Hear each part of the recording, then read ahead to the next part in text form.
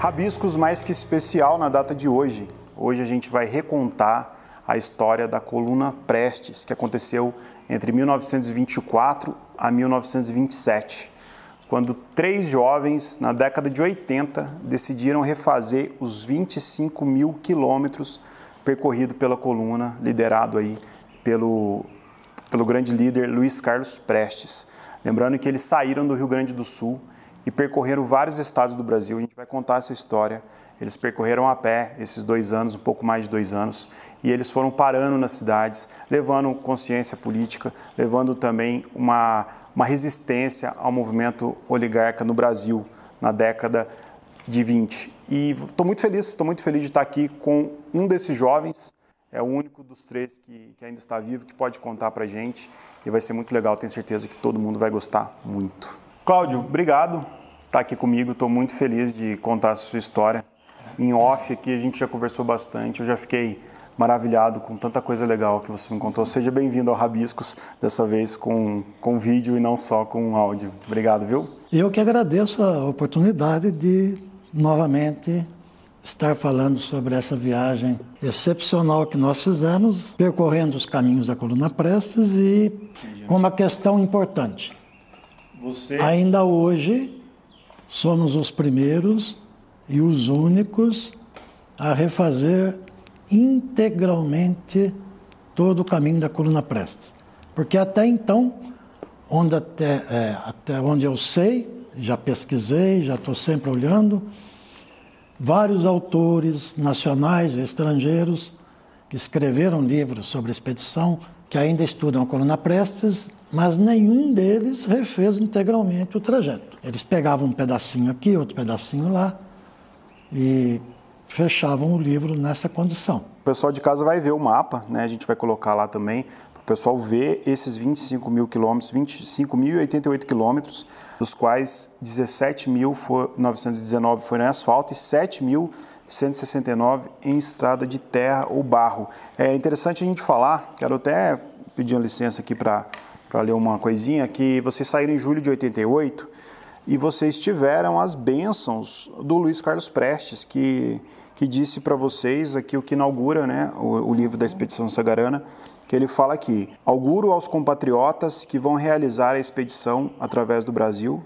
acompanhando o trajeto realizado pela coluna, conhecida pelo meu nome, completo êxito, certo de que poderão trazer um conhecimento sobre a realidade física, econômica, social e política do nosso país. A gente sabe que o Luiz Carlos Prestes, dando essa bênção, né, falando com vocês antes de vocês irem, e vocês percorrendo esses caminhos todos, encontrando combatentes, ex-combatentes da coluna, a gente vai falar sobre tudo isso, mas eu queria saber do começo.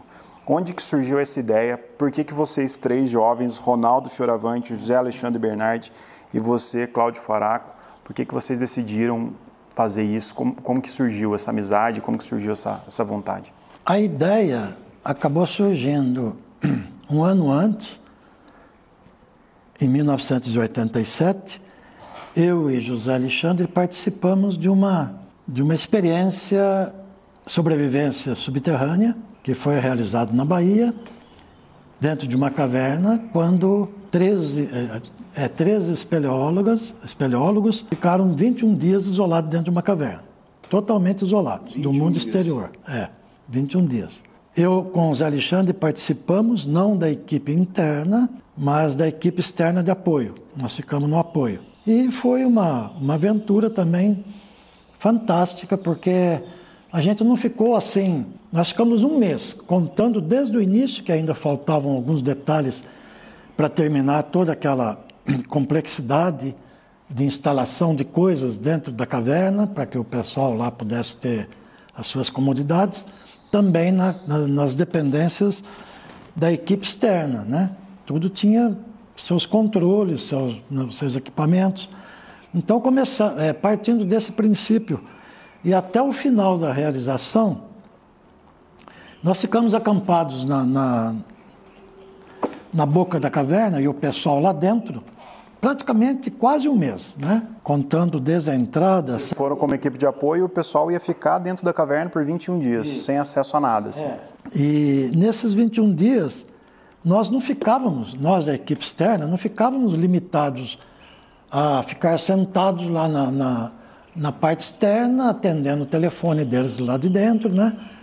Porque o Exército instalou um telefone para a gente se comunicar com eles lá dentro. O Exército acompanhou vocês? O Exército fez até uma barreira na entrada do acampamento para que ninguém entrasse lá de qualquer maneira. Porque era interessante a quantidade de pessoas que queriam entrar todo dia. Então, tivemos que fazer um mapa, classificando os dias, o número de pessoas que podiam entrar e também determinando alguns companheiros para acompanhar esse pessoal, explicar aquela questão das pinturas rupestres, o que aquilo significava para a história e a história do Brasil, e também o que eles estavam fazendo lá dentro. E aí esse pessoal que ficava lá dentro, eles ficavam com essa comunicação, mas eles estavam fazendo alguma coisa lá dentro, eles estavam trabalhando. Eles estavam pesquisando e medindo, topografando toda a caverna.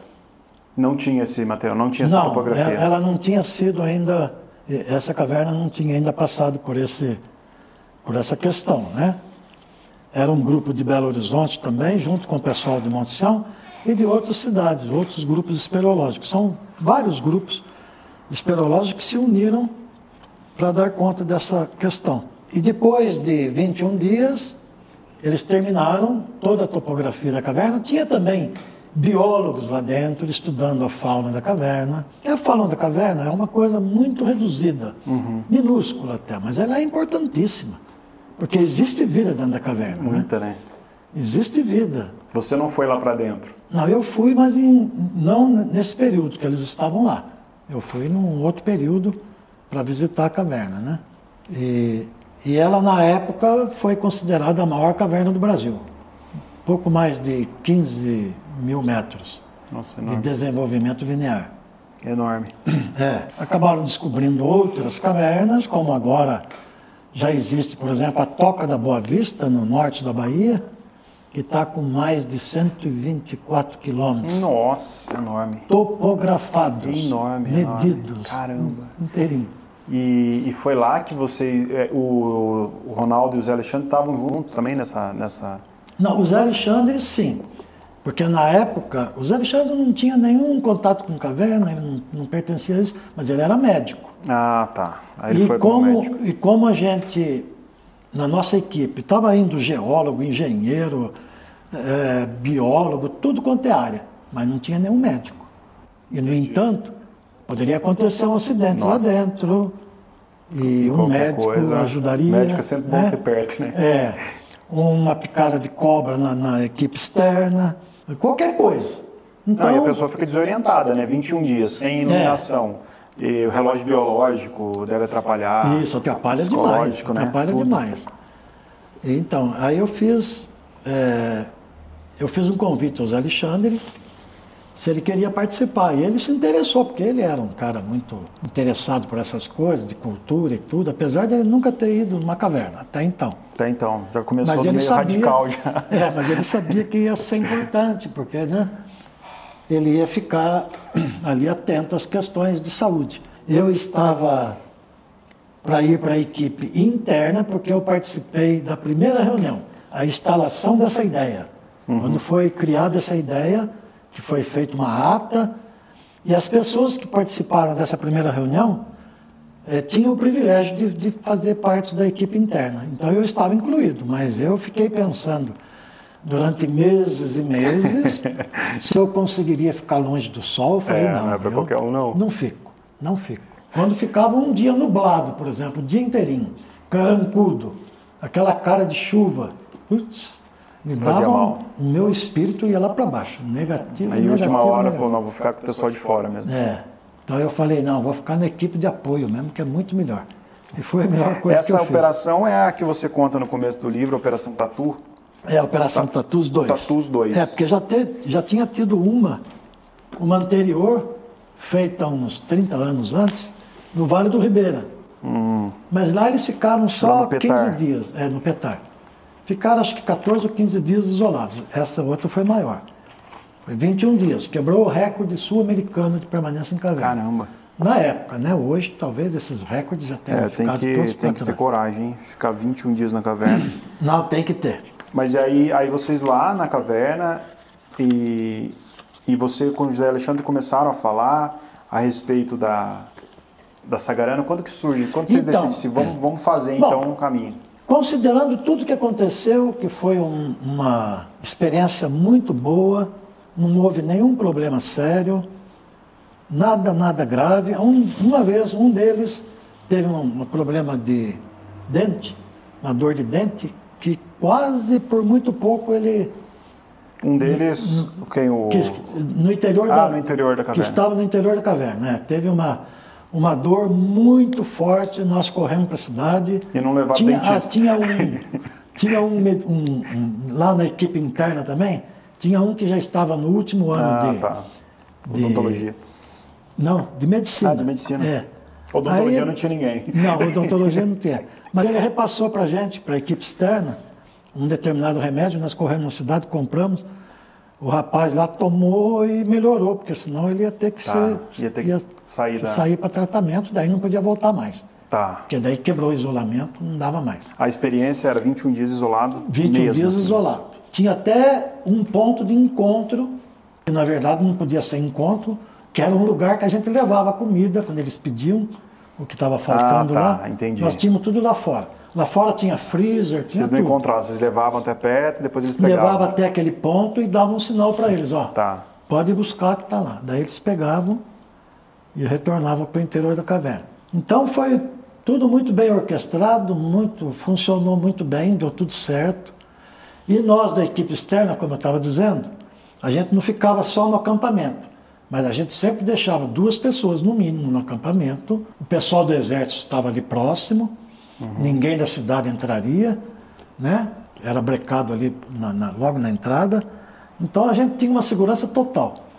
E o resto da equipe saía para os arredores procurando outras cavernas. Acabamos descobrindo várias outras cavernas. Descobrimos uma com uma infinidade de animais pré-históricos. Olha só. Fossilizados. Fossilizados. Junto da equipe, esqueci de falar que tinha um antropólogo. Não é bem antropólogo. Antropólogo é mais da área humana, né? Arqueólogo. Um arqueólogo, Ele era espanhol, é espanhol, né? Ele deixou a Espanha e veio morar no Brasil. E ele foi junto com a gente, e quando nós entramos nessa caverna, o que a gente via era pedra, só pedra. Eles falavam, não, isso aqui não é pedra não. Pegava uma parte e falava, isso aqui faz parte da asa de tal animal, falava o animal. Olha que interessante. Né? E pra gente era uma pedra, né? Não tinha a menor noção, né? E foi indo, foi descobrindo mais uma infinidade. Isso foi em 88? 88. Então foi muito bom, foi muito produtivo. Foi uma história realmente fantástica, maravilhosa. Deu tudo certo. Eu tenho um texto naquele livro, naquele outro livro que eu te dei. Tem um texto falando sobre a... Só que quando eu fui escrever, como eu fiquei na equipe externa, eu escrevi sobre a equipe externa. Né? Não podia escrever do que aconteceu lá dentro, né? Não sabia.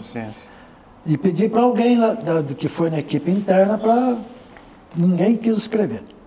Ninguém quis. Então, eu falei, queira ou não queira, eu vou colocar a parte que eu escrevi no livro. Porque, na verdade, aquela experiência era para ser transformada, a experiência inteirinha, num livro assim. Contando tudo o que aconteceu, desde o começo, desde a primeira ideia, até o finalzinho, todos os detalhes. Porque foi uma atividade muito importante. Eu tenho, no livro você vai ler, a curiosidade, eu reuni não sei, mais ou menos umas 40 ligações que o pessoal lá de dentro fazia para nós, e comparando com o horário nosso e o horário deles. Eles não tinham horário, né? Totalmente não tinha relógio, não sabia.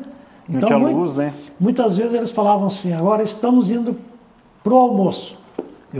Quem estava no telefone, a gente fazia havia um revezamento para atender o telefone.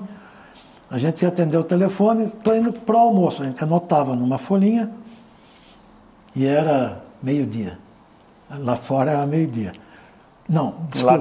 Lá dentro para eles era meio-dia. Não, lá dentro para eles era meio-dia, para nós era 3 horas da manhã. De madrugada. Que engraçado. Então tinha tudo umas coisas assim, sabe?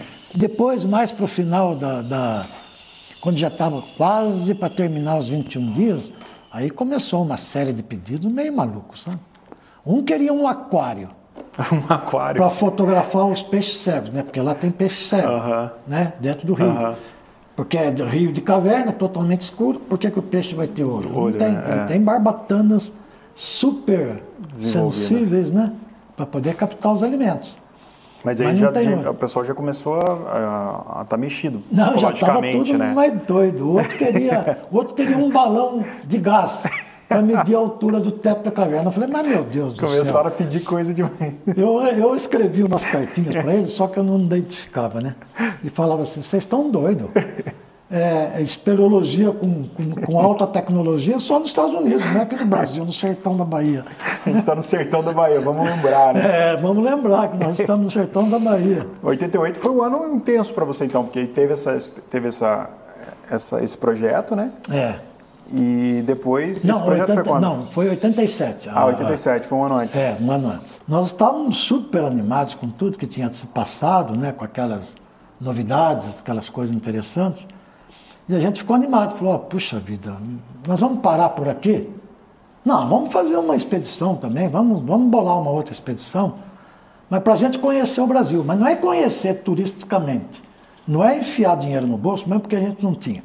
Pegar uma caminhonete 0 km, colocar GPS, colocar tudo lá e sair pelo Brasil. Não, vamos procurar um tema que nos dê reforço, que nos dê vontade, que direcione a gente para andar pelo Brasil, aproveitando, fazendo alguma coisa útil e também conhecendo o Brasil.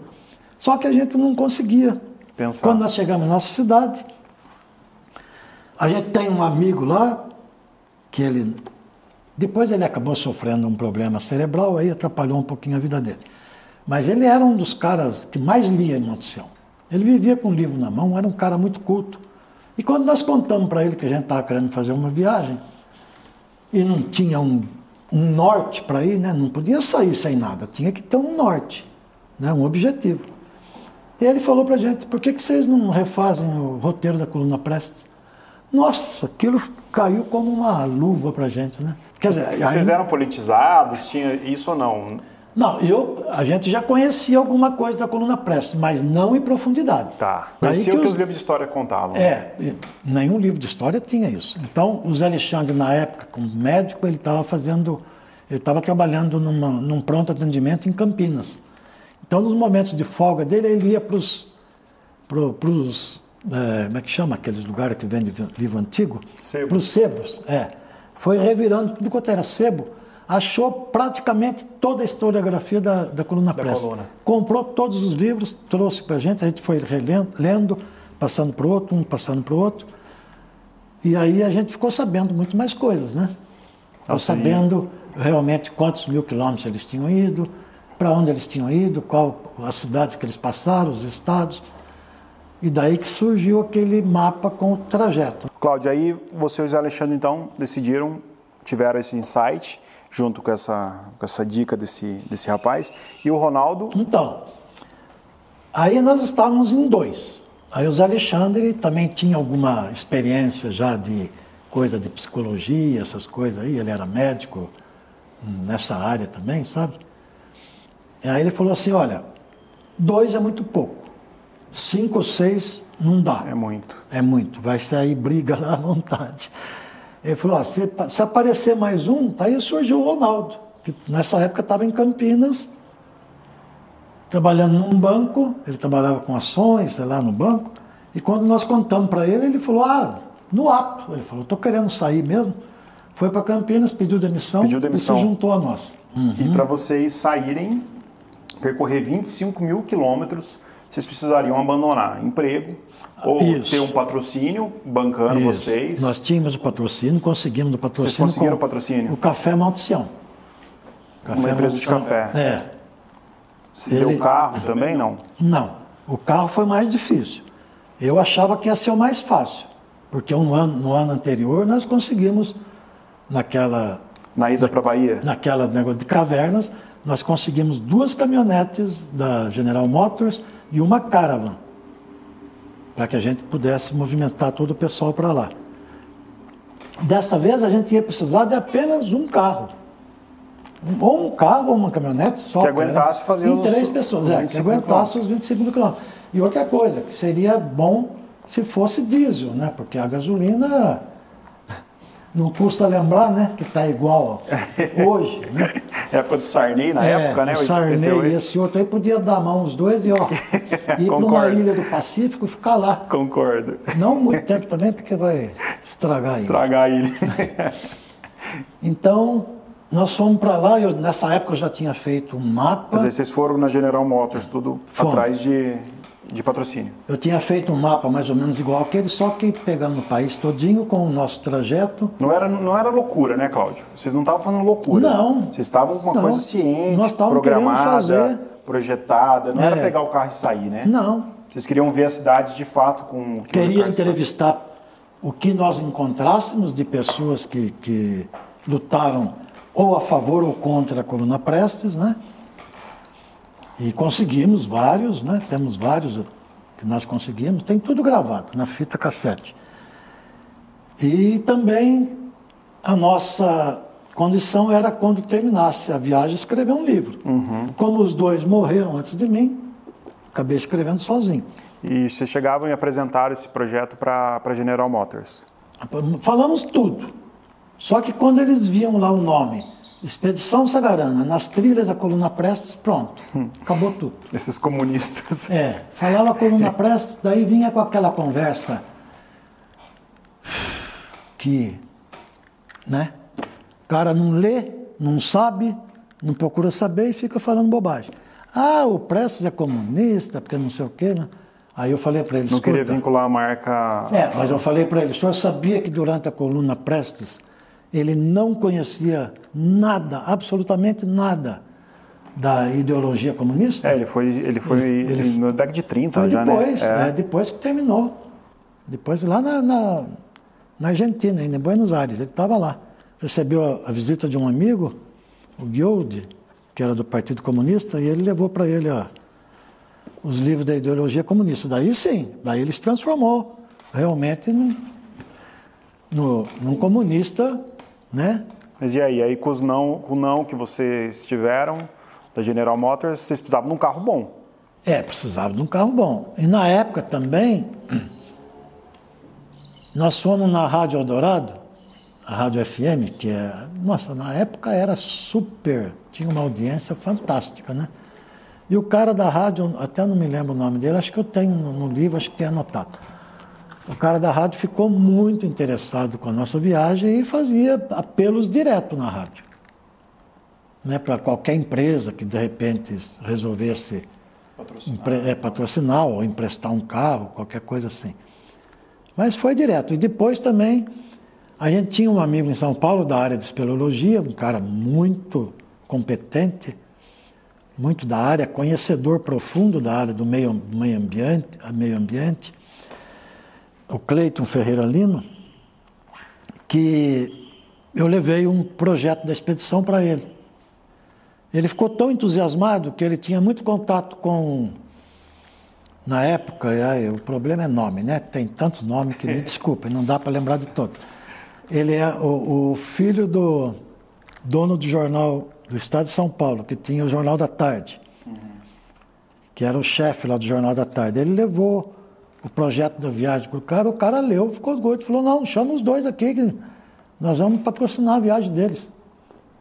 Aí a gente estava em São Paulo, por coincidência, o Cleito ligou para mim, quando eu atendi o telefone, eu falei, não acredito. Ele falou, não, não lembro o nome. Mas tudo bem. Falou que é para vocês virem aqui, que ele quer conversar com vocês. Aí pegamos um circular, fomos correndo para lá, né? Chegamos lá, ele saiu a primeira entrevista, a primeira reportagem falando sobre a expedição, dentre as mais de 100 reportagens de outros jornais, revistas e tudo, né? Aí nós comentamos com ele que a gente não conseguia, tinha ido na General Motors, Nós fomos na Gurgel, fomos em tudo quanto é montadora, nenhuma quis. Esbarrava também na mesma questão. Falava que era refazer os passos da coluna Prestes. Luiz Carlos Prestes. Então daí esse cara falou assim para nós, não, vocês podem esquecer, vocês não vão procurar carro nenhum. E na época eles editavam um jornal do carro, que saía, parece que toda quarta-feira, um suplemento só sobre carros, né? Avaliação de carros, venda de carros, usados ou não, enfim. Ele falou, o editor-chefe vai dar uma página do jornal inteira aberta para qualquer empresa que emprestar o carro para fazer propaganda dela nesse carro à vontade, né? Nesse jornal à vontade. Nem assim. Ninguém queria. Nem assim. Nossa. Quando nós voltamos em São Paulo uma outra vez para saber, ele falou para nós, o cara, o editor do jornal, falou, gente, é um negócio impressionante, eu conheço todos os gerentes, os donos dessas fábricas, eu tenho contato com eles direto por causa de veículos, essas coisas, né, do jornal do carro.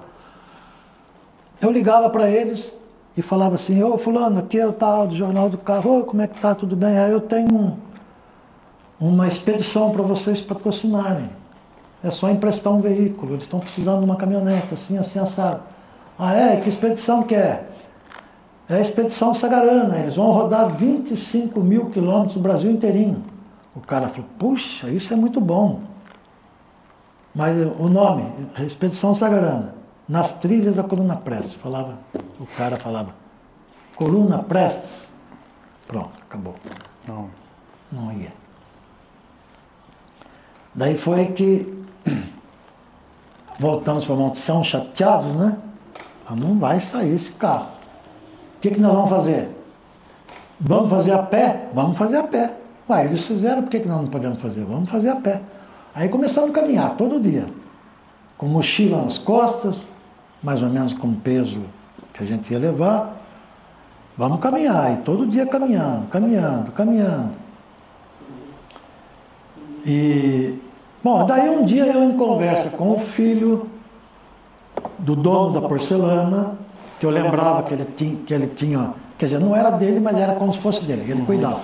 Uma Veraneio 72, antiga já, né? Na época já era antiga, mas que era um carro super possante, grande, dava para dormir dentro dela tranquilamente. E vocês estavam treinando para ir a pé. Nós estávamos treinando para ir a pé, mas eu lembrei desse carro.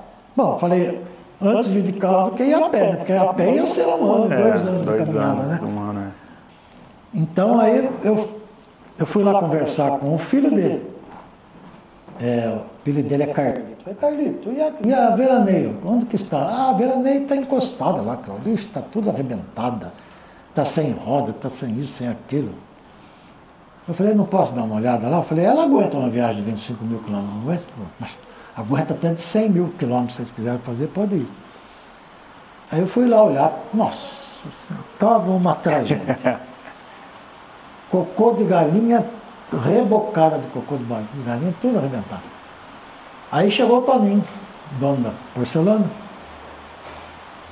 Ô Cláudio, tudo bem? Eu falei, tudo bem, o que você está olhando? Eu falei, Toninho, eu estou olhando essa caminhonete aqui, judiação, por que ela ficou assim? Agora nós temos caminhonete diesel, né? A gente vai pescar com caminhonete diesel. Muito melhor. Eu falei, e essa caminhonete aí, a rural, a Veraneio, não dá para a gente usar? Ele falou, mas para que vocês querem? É que nós vamos fazer uma viagem. É uma viagem? Para onde vocês vão? Nós vamos rodar só 25 mil quilômetros. Ele pôs a mão na cabeça, 25 mil quilômetros? É mesmo? Eu falei, nós vamos ficar 6 meses viajando com ela.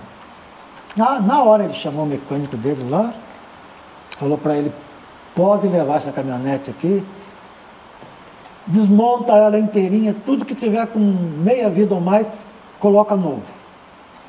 Deixa ela novinha. Deixou mesmo. Deixou, parecia um sino. Perfeito. A primeira aventura, então, foi arrumar o carro. Foi. E vocês tinham conhecimento de mecânica básica? Não, então. Quando a gente estava para arrumar um carro, eu imaginava que a gente ia arrumar uma caminhonete diesel, e eu estava me propondo, se fosse uma caminhonete diesel, eu iria numa das oficinas de manutenção, que eu conheço todo mundo lá, é tudo pequeno, ia propor trabalhar com eles de graça. Por um período. Para eu aprender pelo menos o básico de uma caminhonete diesel, o básico. Claro que eu não ia me aprofundar nisso. Mas como o carro não saía, eu não fiz nada, né? E quando a gente foi viajar, a gente não sabia trocar nenhuma vela do carro. Os três não sabiam? Nada, nenhum dos três. Mas ela se portou muito bem. Aí vocês pegaram a caminhonete, estava redondinha, bonitinha. Tava. E fomos. Testaram. Nós já saímos. Porque aqui do trajeto foram 17.919 em asfalto, mas 7.169 em estrada de terra. E acredito eu que na década de 80, as estradas de terra deviam ser praticamente intransponível, né? Terríveis, para dizer melhor a palavra. Terríveis. Nossa Senhora. Vamos falar das estradas também, mas eu quero começar do começo mesmo. Vocês saíram de Monte Sião e vocês desceram parando ou vocês saíram do Rio Grande do Sul? Não. Nós saímos de Monte Sião para pegar o início da Coluna Prestes, que foi nessa região aqui. São Luís Gonzaga. São Luís Gonzaga. Rio Grande do Sul. Acho que foi o começo foi São Luís Gonzaga. E qual que foi a primeira impressão, assim, vocês saindo do Rio Grande do Sul, qual que foi a primeira impressão de, nós estamos aqui, estamos fazendo acontecer? Quem que foi a primeira pessoa que vocês viram, que participou da coluna, que vocês já ficaram assim? A primeira pessoa que nós vimos é a que está aqui no livro. Que é o... É o Serapião? Não, o senhor Antenor Medeiros Pinto, na época 83 anos de idade. Ele era combatente da coluna? Ele era um ex-combatente, está aqui, ó. Só que ele estava muito doente, ele tinha sofrido vários atropelamentos. Ele tinha quantos anos? 83. 83 anos. Ele rachou a cabeça dele em 3 lugares. A família já tinha dado ele como morto, sobreviveu. Caramba. Ainda bem que sobreviveu para dar um depoimento para nós. Ainda bem. E ele fez um depoimento muito bonito. Muito bonito. Lembrava muito bem. Empolgado. Não, muito bom de cabeça. Olha Acho só. que aquela última batida lá melhorou a cabeça dele. Porque a coluna Prestes morreu muita gente, a gente não pode esquecer disso. Morreram umas 600 pessoas, bastante, né? Bastante. Ele falou aqui num dos momentos, né? Que ele falou brabo, uma voz até forte, que ele gritou assim: não, o Brasil não era pobre, o Brasil até que era rico, o povo é que era pobre. Estou indignado com a situação brasileira atual. Imagine se ele estivesse aqui hoje, né? Se o comandante Prestes quisesse, eu voltava a pegar em armas contra essa chimangada que está no poder. Olha, ele falou isso aos 80 e tantos anos. Aos 83 anos de idade. Então esse foi o primeiro impacto de vocês. E ele estava, assim, nessa fase dele aqui, ele já estava praticamente cego, porque quando a gente chegou, a esposa dele, eu tenho o nome dela aqui agora, era até o nome de uma cantora. Nós ficamos na casa dela, ela com o marido nos receberam. Vocês ficavam quantos dias em cada cidade? 3 dias. 3 dias. Como a coluna. Tá, A coluna também ficava coluna. 3 dias, A gente ficava o tempo suficiente para achar um historiador na cidade, para que eles nos contassem sobre a cidade e o que a coluna Prestes, quando a coluna Prestes passou por ali, o que houve, o que não houve. O que fez? Né? Depois tirava as fotos, fotografava a cidade, prefeito, e depois ia embora, porque senão a gente não terminava nunca. Ele estava nessa foto aqui, a esposa, a filha dele nos levou lá e apresentou ele para nós. Ele falou: pai, tem 3 pesquisadores aqui de Monte Sião, Minas Gerais, eles querem conversar com o senhor sobre a coluna Prestes. Aí ele falou: muito bem, vamos falar. E aí a gente foi cumprimentar ele, né? Ele ficava com a mão assim, né? Ele não enxergava, né? Então a gente pegava na mão dele, ele não enxergava mais. Mas ele estava animado para falar. Nossa, ele falou muito. E depois vocês encontraram no Rio Grande do Sul também o Serapião, né? O Serapião também é fantástico. Que é uma história muito interessante. Serapião fantástico também, muito interessante. Também lá no Sul. Tem até aqui, Serapião e seu mundo encantador. Que página que tá, Cláudio? 53. 53, para a gente mostrar para o pessoal de casa depois, página 53. Apesar que aqui a foto está bem escura, talvez na outra está melhor. Na outra, na 54, né? Na 54 está melhor. Como é que foi encontrar com ele? O Serapião, então, que foi combatente também, né? O Serapião foi. Heloísa e Fátima. Quando a gente chegava numa cidade, a gente procurava a prefeitura. Primeiro para obter apoio do prefeito, que a gente sempre foi bem recebido, e de alguém lá que soubesse, de algum historiador, alguma coisa assim. Essas duas faziam parte da Casa de Cultura de Tenente Portela. Elas falaram para nós do Serapião. Elas falaram, não, a gente vai levar vocês para ver o Serapião. Para ver o Serapião. E o que ele contou para vocês? Ele também foi bastante eloquente. Estava lúcido também. Ele também disse que... Parece até que ele ouviu o outro falar.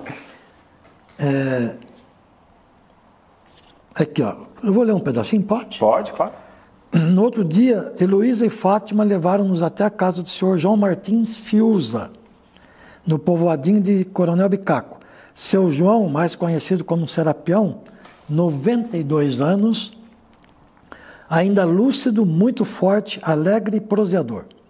Seu depoimento também foi empolgante e riquíssimo em história, coragem, determinação e vontade de mudar o país.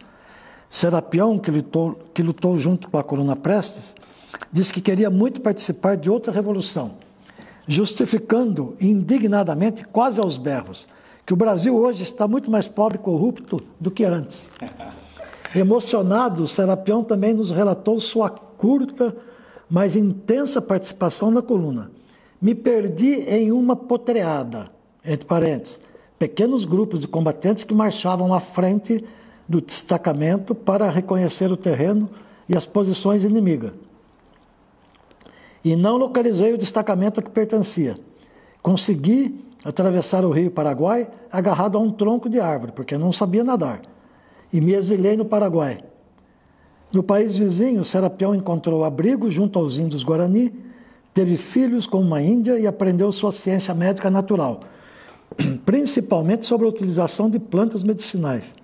Depois voltou ao Brasil com a anistia concedida pelo governo de Getúlio Vargas. Interessante, ele vai para o Paraguai, ele sai da coluna, vai para o Paraguai, conhece uma índia, uma indígena, e tem um filho. Tem filho com ela. E tem filho com ela.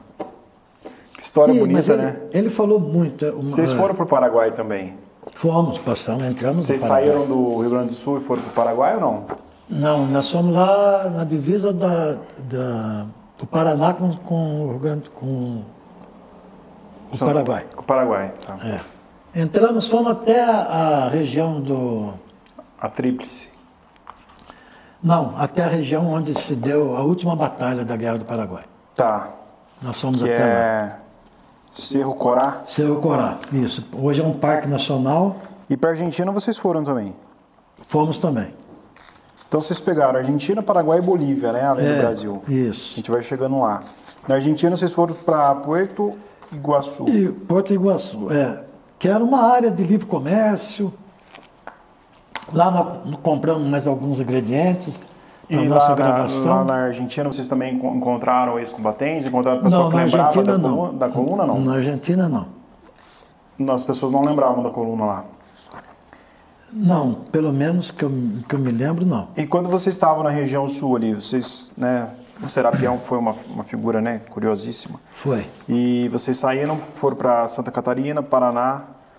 Era mais ou menos as mesmas lembranças, eram mais ou menos os mesmos estilos, porque ali a gente está falando do começo da coluna. Acredito eu que conforme ela vai avançando, ela vai mudando as memórias, que aí em algum momento já tinham muitas pessoas mortas, né?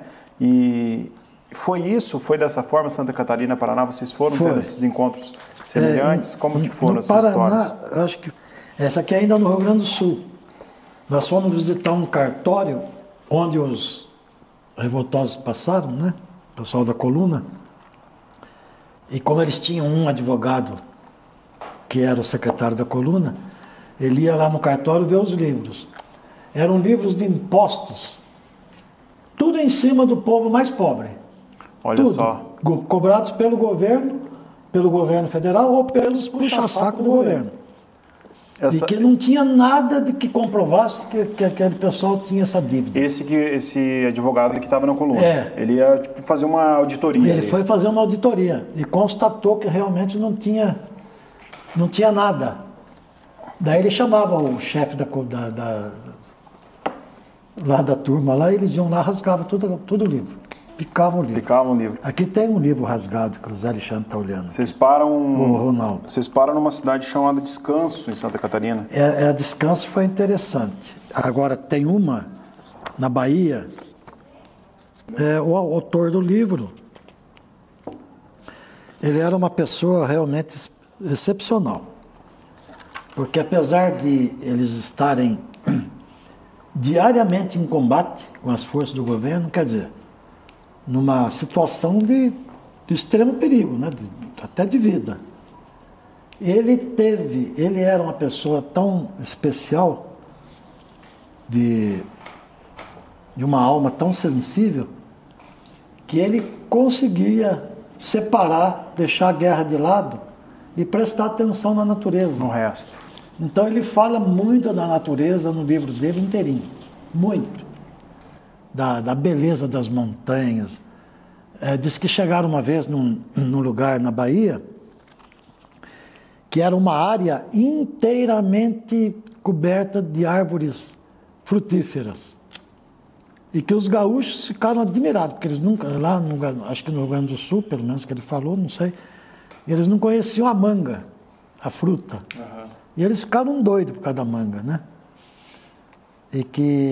E outra coisa também, ele se indignou muito, porque em todas as pequenas cidades naquela época, 1924, as melhores construções que existiam nas cidades não eram feitas para escola, para uma coisa útil para o povo, não. Eram cadeias. Olha só. Os prédios mais bonitos da cidade eram cadeias. Hoje sim.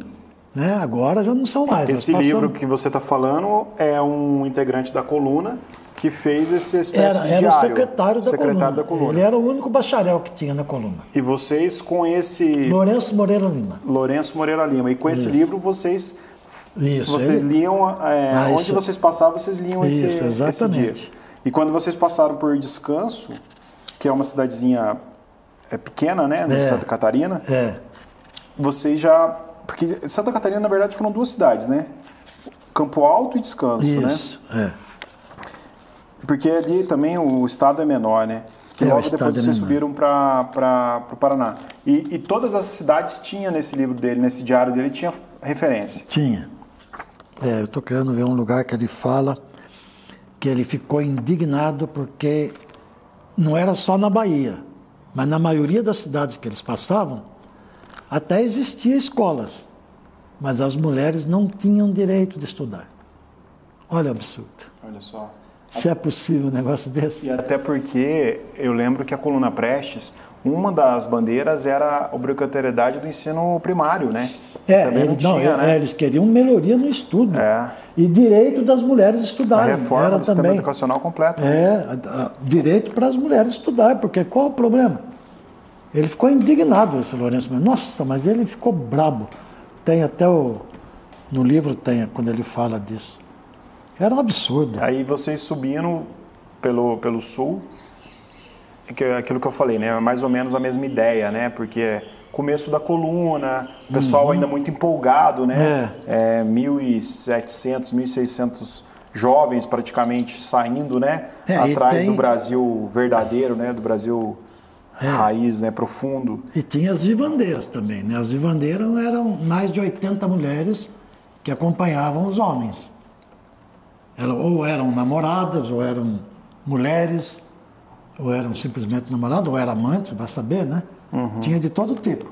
Mas elas se ofereceram para ir para acompanhar a coluna, porque serviam também, né, para ajudar na limpeza disso, fazer uma comida, ajudar naquilo. Então os oficiais não fizeram questão. Vocês não eram casados, vocês três? Não, se fosse casado a gente não ia. Não ia. Vocês foram... Isso era uma das condições. E a outra condição era não ter namorada. Porque se tivesse uma namorada também, ia ficar com o coração Apertado. querendo voltar logo, né? Poderia prejudicar a expedição. Poderia prejudicar. O amor prejudicaria a expedição. O amor, nesse momento, prejudicaria. Então, eu estava perfeito, porque eu já não tinha mais meu pai e minha mãe, infelizmente. Morava sozinho. Estava começando a ter um teretetê com uma menininha de Águas de Lindóia. Quando veio essa imposição, daí eu tive que terminar e ficar sozinho. E quando você passa por Descanso, Capanema, Paraná, depois vocês vão para o Mato Grosso do Sul. Sente diferença? Como que são as histórias nesse meio tempo, assim? Quando vocês vão também para o Paraguai, né? No Paraguai, nós fomos mais para ver o Parque Nacional, né, de Cerro Corá, que é onde morreu o Solano Lopes e o filho dele, né, Panchito, de 16 anos de idade. Eles foram mortos lá. Então lá tinha os monumentos, né, aquela fila de monumentos, tem a foto no livro, o monumento aos heróis paraguaios. E era mais coisa do Paraguai mesmo, né? Não vocês tinham resistência de alguma das cidades na época? Não. Porque vocês faziam contatos com a cidade que vocês iam? Como que funcionava essa logística? Porque nada vocês estavam refazendo um caminho político, né? Mas a primeira coisa era ir na prefeitura. E todas nos receberam muito bem, como eu já te falei. Todas receberam bem. Menos em Nova York, que não é a Nova York lá dos Estados Unidos, é no Maranhão. Nova York do Maranhão. Onde você pode falar português à vontade. Que não é também que eles não nos receberam. Era um sábado, então a prefeitura fechada, e o pessoal da cidade não se mostrou muito interessado em fazer amizade com a gente, não. Então nós ficamos decepcionados, no dia seguinte puxamos o carro. Mas teve alguma resistência popular, alguma coisa assim? Não teve, mas não havia também interesse deles. Nas outras cidades era diferente. Nós fizemos amizade com muitas outras pessoas da cidade, com pessoas da área de cultura. Eu ia visitar todos os cinemas, porque eu sempre fui um apaixonado por cinema. Eu estava fazendo um levantamento até de todas as cidades que tinham cinema e constatei com muita tristeza o fim dos cinemas, porque na época a televisão era muito forte e todo mundo estava trocando a televisão pelo cinema, o cinema pela televisão. Mas em Nova York nós não conseguimos nada, fomos embora. E fomos direto para um hotel, porque já estava de tardezinha, a prefeitura estava fechada.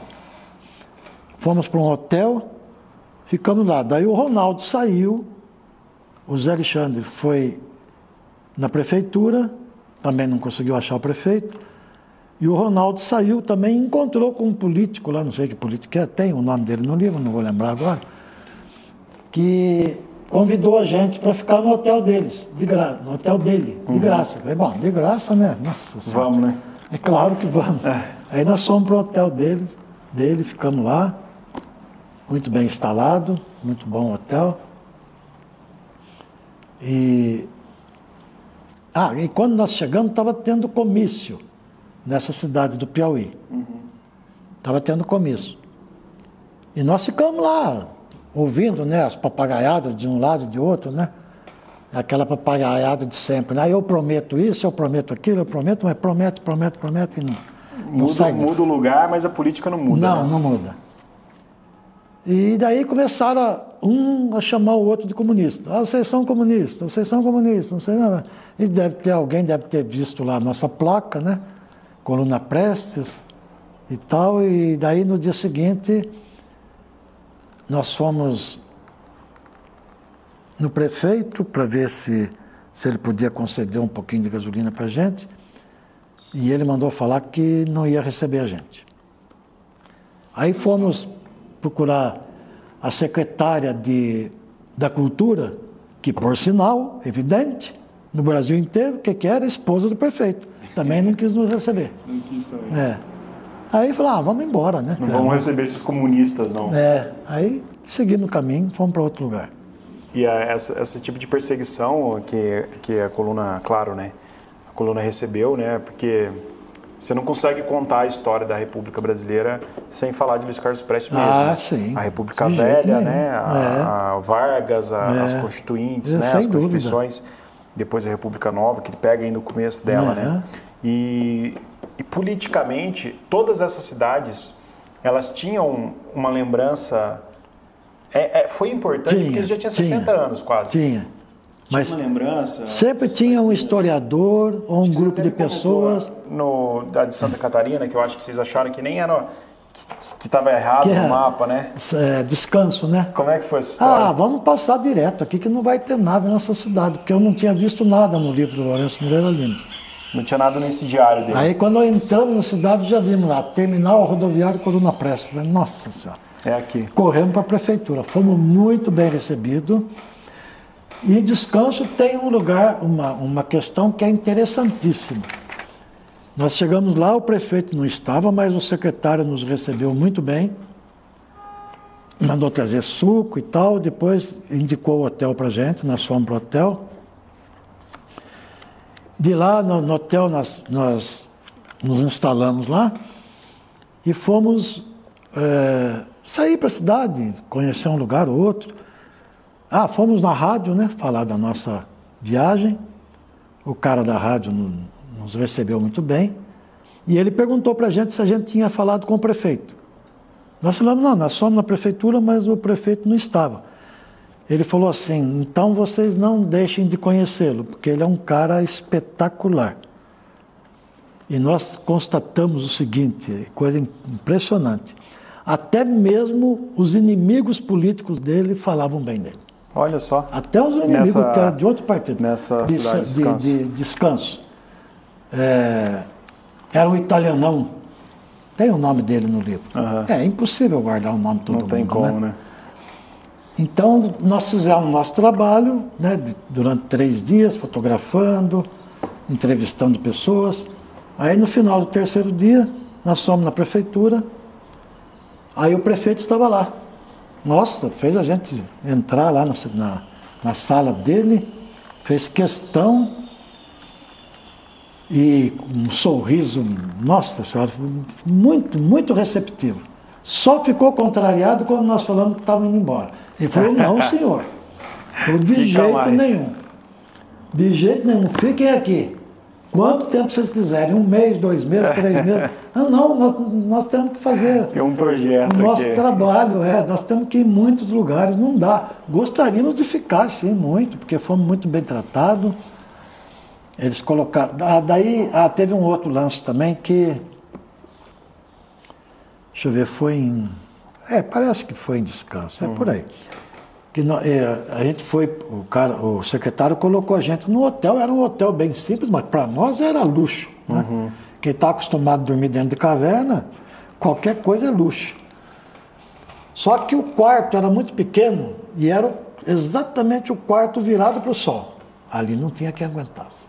Nossa Senhora, é uma verdadeira sauna. Mas não reclamamos, claro que não, nunca fizemos isso. E aí uma hora eu fui tomar banho. O Zé Alexandre e o Ronaldo já tinham tomado banho. E quando eu estava saindo do banheiro, o Zé Alexandre, Cláudio, vai lá, troca de roupa rápido, que o prefeito está aí. Aí eu fui correndo, fiquei meio assustado, cheguei lá,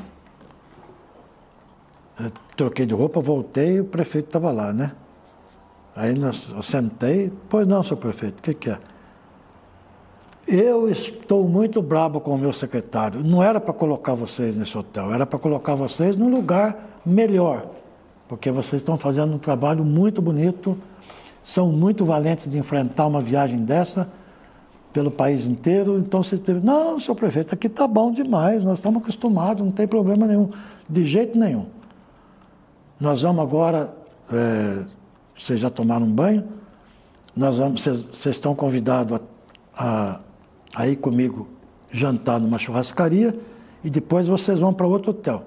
Aí foi unânime, nós 3 parece que sabíamos o que ele ia falar e nós falamos juntinho. Senhor prefeito, estamos muito bem aqui, agradecemos o convite, vamos jantar com o senhor, agradecemos, queremos sim. Mas quanto ao hotel não precisa se incomodar. Ele falou, de jeito nenhum, pode ficar tranquilo que vocês vão sair daqui. Aí fomos para a churrascaria, era uma churrascaria nova, tudo cheio de flor, uma beleza o lugar, ficamos até meio sem graça lá dentro. Bom, almoçamos? Não, jantamos, acho que era jantar. Depois de lá ele levou a gente no outro hotel com piscina, com ar-condicionado, com tudo. Um respiro para vocês. E não adiantava a gente reclamar, porque ele não aceitava. Olha então, só que curioso isso, né? É. E vocês encontravam pessoas também que eram contra a coluna na época? Que presenciaram a coluna na década de 20, que era contra os combatentes, ou que guerrearam contra os combatentes? Nós achamos vários ex-combatentes, também foram entrevistados. Que ex-combatentes contra do governo. Era a favor do governo. E o que eles falavam para vocês? Então, na verdade, muitas dessas eu só tirava a fotografia dele fazendo a entrevista e ia fazer outras fotos de outros lugares da cidade, então muitas vezes eu não ouvi nem a gravação. Tá. Mas com certeza tem, né? E, bom, o pensamento, acredito que é muito parecido, né? Porque a gente fala da década de 20, esses dias eu assisti a entrevista com o Luiz Carlos Prestes no Roda Viva, na década de 80, e muito do que ele está falando politicamente é o que acontece hoje ainda. E o que ele falava de se conhecer o Brasil profundo, né, de se conhecer o Brasil onde as pessoas não chegam, né? Até por isso eu acho fantástico o nome da expedição Sagarana, porque eu acho que vai muito, né, ao encontro disso. Dentro desse Brasil profundo, assim, vocês conhecendo esse sertão brasileiro, né, em todas as suas nuances, o que de experiência política assim vocês conseguiram abstrair e mais do que isso, o que vocês conseguiram ver que não está na televisão, que não está na boca dos políticos? Como existiam essas conversas entre vocês três? Como que vocês lidavam com isso? Bom, olha, é o seguinte, 99,9% de toda a viagem nós fomos muito bem tratados, muito bem recebidos. Conhecemos um Brasil que nunca imaginava, vimos coisas maravilhosas, escondidas. E sobre o salto de Ucumã? Ucumã? Iucumã. Iucumã. Que no Tupi-Guarani significa aquilo que tudo engole. Porque é uma coisa gigantesca, né? Os saltos, na verdade, eles não são os maiores do mundo em altura, né? São apenas de 15 a 20 metros de altura, mas eles são considerados os maiores do mundo no sentido longitudinal. São quase 2 quilômetros de queda d'água caindo em direção ao Brasil. Porque o rio é o rio Uruguai, ali ele passa por uma região basáltica, fortemente basáltica, solo basáltico, que é o Rio Grande do Sul, que é o estado com o maior derramamento basáltico do mundo. Um dos maiores do mundo. Da América, com certeza. Na época que não existia o Brasil, ainda estava em formação os terrenos. Então, o rio Uruguai, que tem, creio, ali uns 600 metros de largura, ele se espreme para poder entrar nesse lugar, escavou um cânion de 90 metros de profundidade e a água passa ali rugindo, mas é um barulho assustador, sabe? É uma coisa bonita e assustadora. E aí uma outra parte da água corre por cima daquele paredão de 20 metros, né? Que ele é um chapadão assim em cima, e vem caindo de frente para o Brasil. Então é um espetáculo maravilhoso, coisa que a gente nunca imagina que existisse ali. E praticamente desconhecido. Praticamente desconhecido. Eu, desde aquela época até hoje, eu só vi uma vez uma reportagem na televisão falando sobre isso, mas muito rápido, foi muito rápido. E a outra coisa também que é interessante, que está no Piauí, no Piauí, vindo do norte do Piauí para o sul, ali perto de Picos, por ali, tem uma cidade, tem uma região, que há muito tempo atrás, eu não sei se foi a procura de água, a procura de petróleo, andaram escavando lá umas regiões e começou a jorrar a fonte de água, mas de água puríssima. É um aquífero que tem embaixo. Que, aliás, embora não pareça, o Piauí é um estado que possui uma das maiores reservas de água doce nos seus aquíferos. né? Mas lá em cima, na superfície, é terrível, né? O calor. E essas fontes de água, elas são tão fortes que com a pressão, elas vão a 40 metros de altura, forma que elas são chamadas de águas dançantes. E fica lá jorrando. Mas faz mais de 50 anos que existe isso. E os povos lá da região, a água caindo ali e não é aproveitada. Olha só, interessante. Diz que já foi mandado verba para lá, mas verba aqui no Brasil, você sabe, né? As saúvas engravatadas. Essa experiência de vocês conhecerem coisas que fogem do comum, né? De estar em contato com o Brasil totalmente... E vocês passaram muito tempo juntos, vocês três. Vocês brigavam? Como que era o dia a dia de vocês? Vocês chegavam a discutir? Ou tinha alguém que era mais engraçado? Como que era isso? Eu vou chegar nesse ponto. Me lembra, por favor. Deixa eu só completar.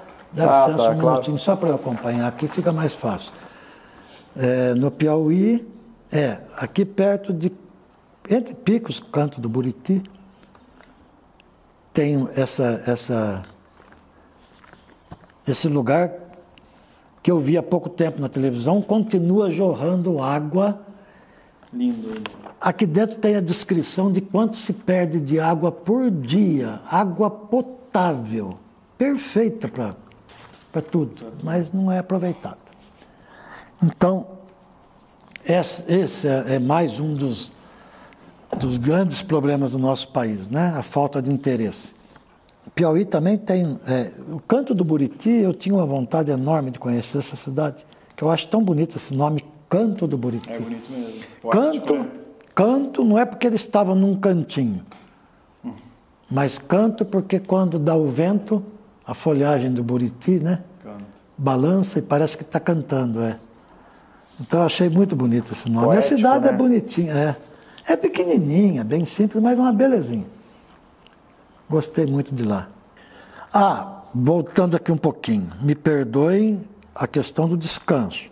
Aquilo que eu contei não foi em descanso. O do prefeito? Me lembrei agora, é do prefeito.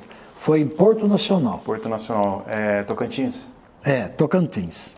Porque era assim, a porcelana, esqueci de falar também, quando a gente saiu de Montição, além dele completar o tanque todinho do nosso carro e mais o sobressalente, um tanque que a gente tinha de emergência, ele nos deu uma caixa de porta-mé. O que é porta-mé? É uma garrafinha assim feita de porcelana, que é para a pessoa que gosta de beber, coloca ali um uísque, o que ele quiser, ou a cachaça dele, põe uma rolha e põe no bolso. Ele tem um formato assim para carregar no bolso. Mas aquilo fez um sucesso na viagem que acabava rapidinho. Daí a gente ligava para o Toninho, porcelana, ele mandava de novo. Daí ele falava assim, qual é a próxima cidade que vocês vão passar? Daí a gente tinha o mapa tudo na mão, falava, nós vamos passar em tal lugar. Aí ele mandava para a prefeitura de lá e a gente chegava e ia buscar na prefeitura. Então era fácil. Isso ajudou muito. Que interessante. Eu tinha comprado, antes da gente ir para lá, antes da gente começar a viagem, nós fomos para São Paulo, também para conseguir algum patrocínio e também porque eu precisava comprar slides. Eu queria fotografar com slides, né? Na minha região não tinha. Por aqui na época não tinha. E eu comprei lá não sei quantos rolos de slides, comprei um tripé para a máquina, porque às vezes eu queria sair também na foto, né? E mais alguma coisa. E o tripé em 4, 5 usos quebrou. Aí numa das remessas mandei para o meu irmão. Meu irmão era um cara... Eu queria ter dado aquilo que ele levou com ele, viu? Sabe aqueles caras que arruma tudo? Qualquer coisa que você imagina. Você fala, não, você não vai conseguir arrumar isso aqui. Arruma, pode deixar que eu arrumo. Aí eu mandei para ele, ele arrumou o tripé e falou assim, olha, qual é a próxima cidade que vocês vão? Nós vamos para Porto Nacional. Então eu vou mandar para lá, tá? Seu tripé está arrumado, tem umas cartinhas... Vocês tinham suporte, então, ali. Pretensas namoradas. Falei, oba, então tá bom, né? E não sei o que, isso, aquilo, tá bom, mandou. O sucesso. Junto, 2 amigas de maldição, infelizmente, olha que coisa, as 2 morreram. mandaram para nós uma caixinha, uma caixa, um embrulhinho, pelo correio. Fomos abrir, era um bolo. Um bolo. Num dia que a gente estava morrendo de fome. Mas atacamos aquele bolo que nem fragelado. Vocês vão pegando as lembranças do caminho. Bom, para chegar em Porto Nacional, nós pegamos uma região de estrada de terra terrível. Foi terrível. Poeira, mas poeira, que era coisa impressionante. Aí chegamos em Porto Nacional, a gente ia na prefeitura, que jeito? Aquela roupa toda suja, né? A gente usava só bermuda e camiseta, porque não tinha... Vocês lavavam roupa pelo caminho? Como é que vocês faziam? A gente, quando chegava numa cidade que o prefeito arrumava um hotel, a gente arrumava uma senhorinha lá. Para lavar. Ela lavava, a gente pagava ela. Tá. Mas era só camiseta e bermuda e chinelo, não tinha o que usar, era uma coisa terrível. E chegamos em Porto Nacional, passamos primeiro num posto de gasolina, tinha uma torneira lá fora, tentamos nos lavar, tal, mas ainda estava sujo. Aí chegamos na prefeitura, ficamos olhando lá, aí veio uma moça atender, ela falou assim, o que vocês desejam? A gente queria falar com o prefeito, será que ele pode receber a gente? Daí ela falou, um minutinho. Foi lá, voltou, falou, é para vocês entrarem na sala dele. Aí nós não entramos, porque estava tudo sujo. Camiseta suja, chinelão no pé, bermuda. O prefeito veio lá, brabo com a gente. Por que vocês se recusaram a entrar no meu escritório, na minha sala? Ah, senhor prefeito, a gente está muito sujo. Ele falou, não tem nada a ver uma coisa com outra. Vamos lá, já, por favor. Chegamos lá, sentamos, ele mandou vir um suco para nós, água, mas não sei o quê. E aí, o que é que está acontecendo? Olha, senhor prefeito, é o seguinte, contamos toda a história para ele. Vocês estão viajando o país inteiro? Já estão aqui em Tocantins, vão viajar praticamente quase que o país inteiro. É, nós vamos. Daí foi lá que aconteceu esse negócio, que o secretário colocou a gente num hotel foi muito nesse lugar. Não foi em descanso. Não foi em descanso. Aí o prefeito levou a gente para jantar numa churrascaria que estava sendo inaugurada, muito chique, para nossos padrões, então a gente pagava 3, 4, era cruzados na época. 5 cruzados lá, nossa senhora, era um absurdo o preço. Bom, mas o prefeito quis, então nós fomos. Vocês mantinham um contato com o pessoal da cidade de vocês, então, com uma certa frequência? Sim. Com isso era tranquilo? Por exemplo, os filmes que eu fotografava, quando juntavam uns 3 ou 4, você já mandava? Eu mandava para um amigo meu, ele já mandava revelar e guardar, né? Tá. Porque se ficar com poeira... Aquele calor que a gente passava, nossa, o calor era absoluto, né? Maranhão, Piauí, Ceará, não tem como viver lá. E as estradas, Sudestino, como é que estavam? De um modo geral, de pior de horrível a muito terrível. E como que era? Até assim? mesmo as rodovias asfaltadas, viu? Tinha muita rodovia asfaltada que parecia que tinha sofrido um bombardeio. Porque o carro, ele tinha que tecnicamente ser bem resistente, porque vocês passavam por regiões inóspitas, não tinha contato com ninguém. Não. Vocês não viam pessoas assim o tempo todo, não via carro às vezes, né? Como é que era isso? Então, a região mais difícil para nós foi aqui, essa do noroeste de Minas, que foram mais ou menos 600 quilômetros de estrada de terra. E nós chegamos num lugar, era aquele sertão, você não vê nada. Não tem placa, claro, nem na rodovia de asfalto tem placa, imagina de terra. Chegava num lugar que era um cruzamento de 2 rodovias. Como é que você faz? Vai para a direita, para a esquerda, segue em frente, vai para... Se erra, né? Daí fica pior. Então a gente ia mais ou menos para o rumo. Teve lugar que nós fomos... chegou num lugar que nós estávamos andando assim, vimos uma porteira. Falei, mas vamos entrar aqui, né? Deve ter gente. Uma porteira, abri uma porteira, era uma vilazinha. Tem até um nome no livro, mas não vou lembrar. Aí perguntamos para eles se a gente queria ir para São Romão, aqui na margem de São Francisco. Aí falamos para ele como que fazia para ir para São Romão. Aí eles explicaram mais ou menos, nós fomos. Só que chegou num lugar, tinha um cruzamento de estradas. Então a gente não sabia se ia direto naquela que a gente estava ou tinha que pegar aquele cruzamento. Aí descemos do carro, ficamos lá esperando passar alguém. Porque senão se errasse seria muito pior. Se errasse seria pior. A gente já estava apavorado. Porque a gente, em muitos momentos, a gente não sabia se a gente estava no caminho certo ou não. A gente ia com o radinho ligado, o radinho era bom. Pegava umas rádios do Rio de Janeiro, com músicas boas, música da MPB, que a gente gostava. De repente, até o rádio sumiu. Não captava mais nada. Nada. Não via gente, não via... Não, nada. E aí? Bom, daí que a gente ficou esperando. Não passava nenhum carro, nenhum cavaleiro. Aí alguém falou assim, da turminha, falou, parece que eles falaram de subir uma serrinha e seguindo em frente, tinha uma serrinha. Falei, vamos por ali, o que vai fazer? Né? Continuamos, quando a gente chegou no alto dessa serrinha, tinha um lugar mais plano, vinha vindo outro carro, né? Nós, pelo amor de Deus, para. O cara parou.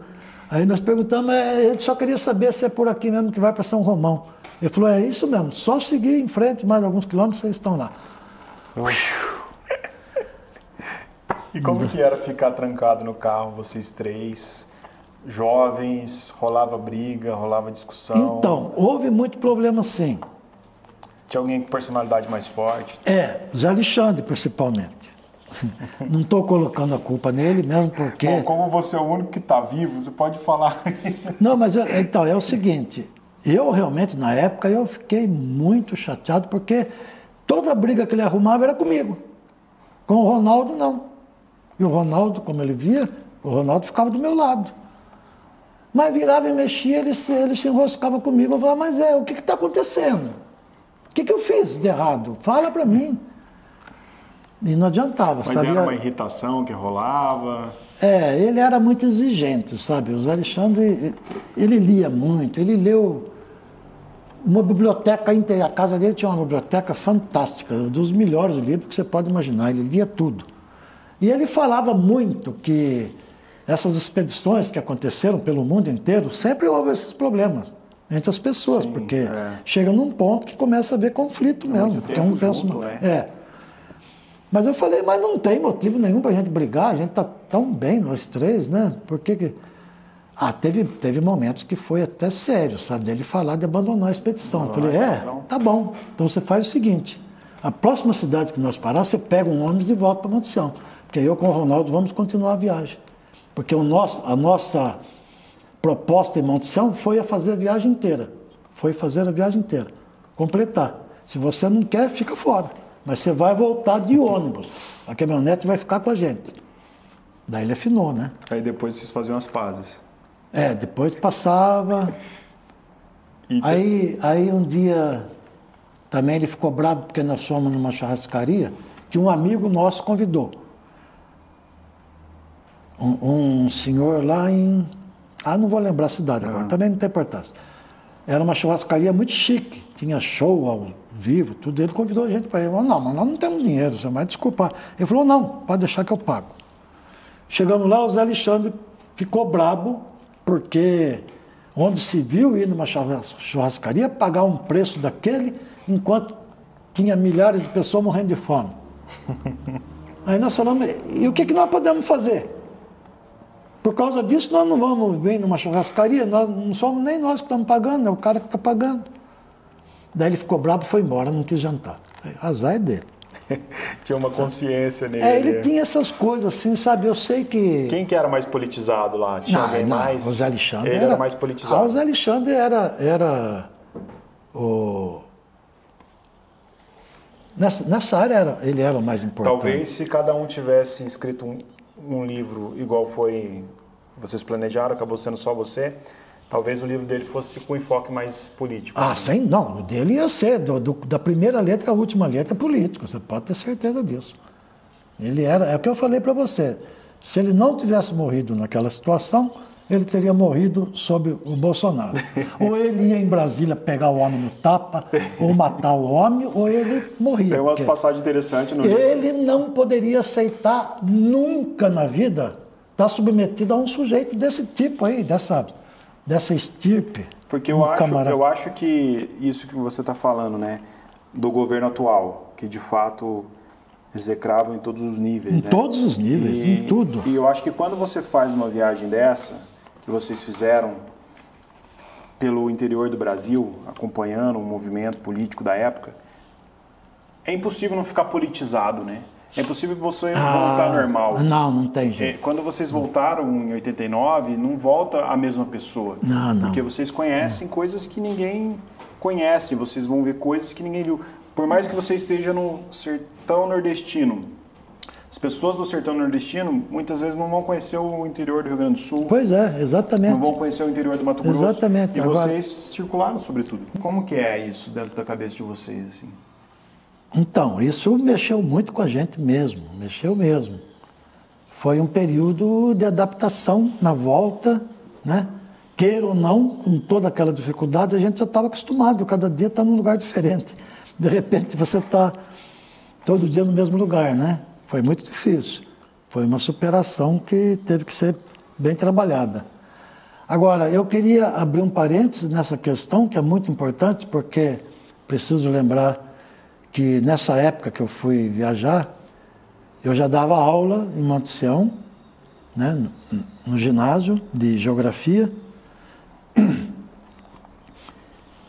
E quando apareceu essa proposta da viagem, que a gente ia ficar esse tempo fora, eu conversei com o inspetor sobre a possibilidade de eu me afastar, porque eu não era efetivo, eu era contratado. Sobre a possibilidade de eu me afastar durante 6 meses, sem remuneração, é óbvio, só para eu ter meu lugar garantido, para quando eu voltasse. Que eu trabalho ainda. Eu ter continuar meu trabalho. E que eu ia conhecer uma boa parte do Brasil que a maioria não conhece. É uma viagem de 25 mil quilômetros, não é qualquer um que faz a qualquer hora, a qualquer dia, não. Então ele me orientou, ele falou, não, Cláudio, realmente você pode se afastar, sim, sem remuneração, sem dúvida. Falou direitinho como que eu tinha que fazer, eu fiz um ofício. Ele falou, você vai lá na Secretaria da Educação, Secretaria mesmo, que era lá em Itajubá, longe de Monte Sião, 200 quilômetros.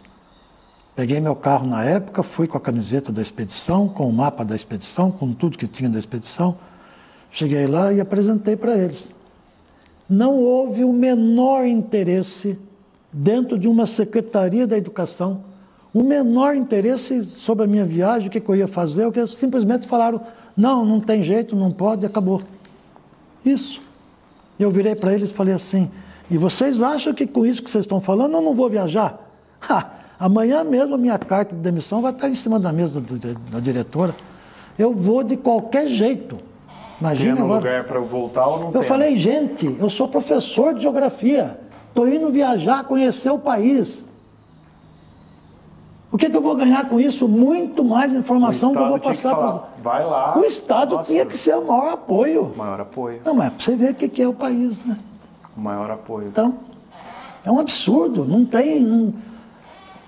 Sabe, até hoje não entra na minha cabeça. Não, assim, nem para falar. Eu levei um mapa igual aquele lá, assim, enrolado, né?